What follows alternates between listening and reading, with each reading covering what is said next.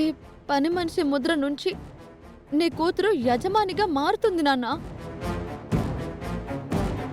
నేను గుణాన్ని చేసుకుంటే ఇన్ని ఉపయోగాలు ఉన్నప్పుడు తననే కదా నాన్న నేను చేసుకోవాలి.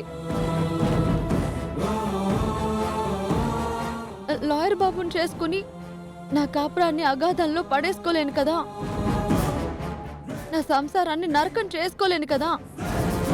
ఆయన్ని చేసుకుంటే ఇదే కదా నన్ను అవుతుంది. చామంతి నాన్న, నువ్వు కూడా ఇంకేం ఆలోచించకు. త్రిపాఠి గారి అబ్బాయి గుణాన్ని మీ అల్లుడు గారు ఫిక్స్ అయిపో. నీ కూతురు సంతోషంగా ఉండడమే కదా నీకు కావాలి. నేను సంతోషంగా ఉంటాను నాన్న. నువ్వు ఏ దిగులు పెట్టుకోకుండా సంతోషంగా ఉండు. అది కాదమ్మా చామంతి. ఉంటాను నాన్న. చామంతి చామంతి బిడ్డ బిడ్డ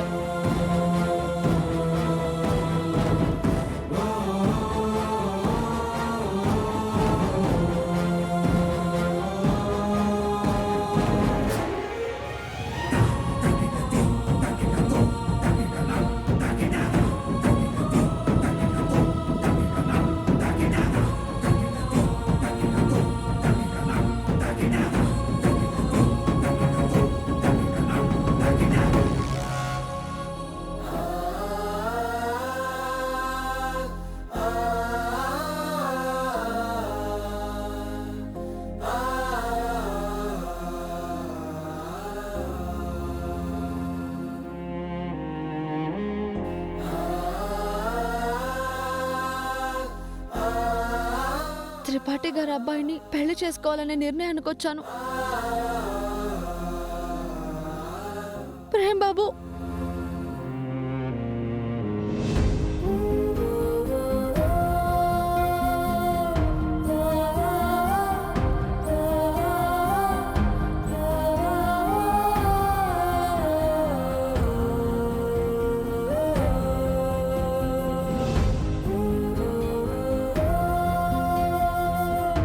ఆయన్ని చేసుకోవడం నాకు నచ్చలేదు.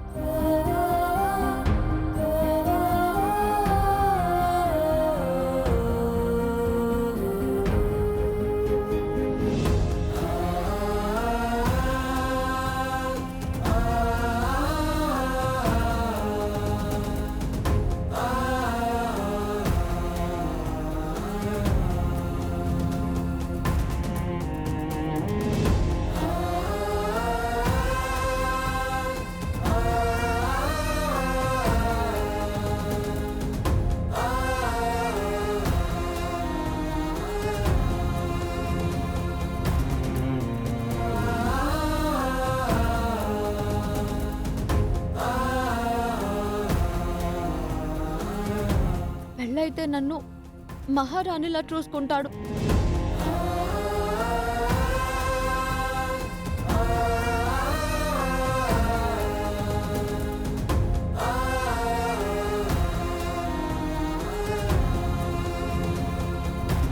చామంతి మాట్లాడడానికి వెనుకాడుతోంది. రామచంద్రయ్య గారు అయిందా? అన్న అయిపోయిందన్నా, ఒక్క నిమిషం. సరే త్వరగా మాట్లాడిపో. జైలర్ గారు వచ్చారంటే నాకు చవాట్లు పెడతారు. అన్న అయిపోయింది, నీకు మాట రాని. త్వరగా మాట్లాడు.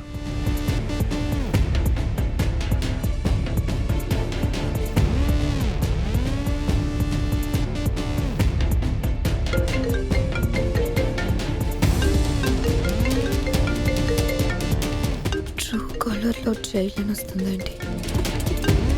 నాన్నకేమైనా అయితే నాకు చెప్పడానికి కాల్ చేస్తున్నారా? అయినా నాకెందుకు చేస్తారు? చామంతి ఇక్కడ చేస్తారు. మరి నాకెందుకు కాల్ వస్తుంది? సరే చూద్దాం. హలో,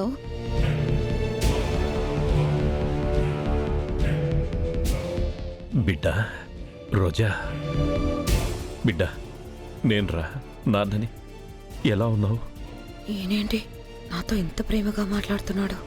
ఏం బిడ్డ, ఆ రోజు నీ మీద గుళ్ళో చేసుకున్నానని ఈ నాన్న మీద కోపమా? ఆవేశం లేదు, అయిపోయిందమ్మా. ఆ తలుచుకొని నేను బాధపడని రోజంటూ లేదనుకో. ఈ నాన్నని క్షమించమ్మా. అదేం లేదు నాన్న. నేను అప్పుడే మర్చిపోయానులే. ఇంతకీ దేనికి చేసావు? నువ్వు గుర్తుకొచ్చి చేశానమ్మా. నువ్వు పెళ్లి కూడా చేసుకున్నావట కదా, ఆ రోజు బాబుని చామంతి చూపించింది. మీరిద్దరు ఈడు జోడు చక్కగా ఉన్నారమ్మా. అవును బిడ్డ, అల్లుడు గారిని తీసుకొని ఓసారి ఇద్దరు ఇక్కడికి రావచ్చు కదమ్మా, మిమ్మల్ని చూడాలనిపిస్తుంది. అది కష్టం కదా. కదా, ఆ కష్టం నీకొద్దులే తల్లి. నువ్వు బాగుండడమే ఈ నాన్నకి కావాలి. నాకు ఇన్ని రోజులు జైల్లో ఉన్నాకే నీ విలువేంటో అర్థమైంది బిడ్డ. నువ్వు చెప్పిన అబద్ధమే కరెక్టు.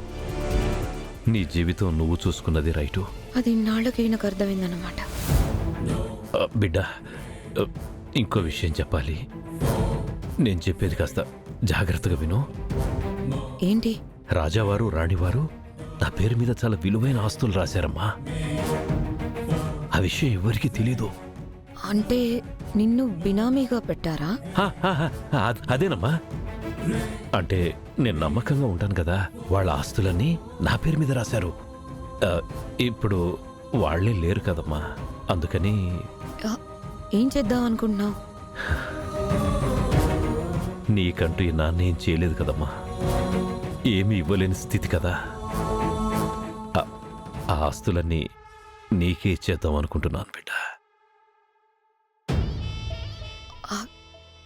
నిజమా? అవును బిడ్డ. అలా అని నేనే నీ నాన్ననని బయటికి చెప్పాల్సిన అవసరం కూడా లేదు. నువ్వు ఎలా ఉన్నావో అలాగే ఉండు. ఇది నేను చామంతికి చెప్పినా వద్దు, వాళ్ళ ఆస్తులు మనం తీసుకోకూడదు అంటుంది.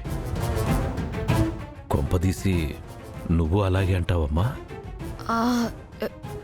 లేదు లేదు, నీ కోరిక నేను కాదనను.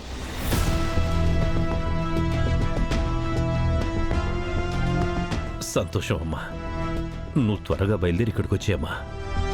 అది ఎక్కడున్నాయో, పత్రాలు ఎవరి దగ్గర ఉన్నాయనేది అన్ని వివరాలు నీకు చెప్తాను. నీ పేరు మీద వెంటనే మార్చేసుకుందువు గాని. బిడ్డ, ఈ విషయం ఎవరికి చెప్పొద్దు, ముఖ్యంగా రమాదేవి వాళ్ళకి అసలు చెప్పొద్దు. అలాగే. సరేనమ్మా, వచ్చేయమ్మా. ఇప్పుడే బయలుదేరుతున్నాను.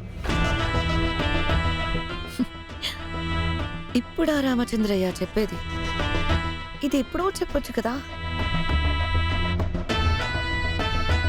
దేనికైనా టైం రావాలంటారు కదా, ఇప్పుడొచ్చింది. ఎంత లేదన్నా కోట్లలోనే ఉంటుంది. అదమ్మేసి ఉపేంద్ర గారికి 15 కోట్లు ఇచ్చేస్తా, నేనే యువరాణినైపోతా. Dad, I love you dad.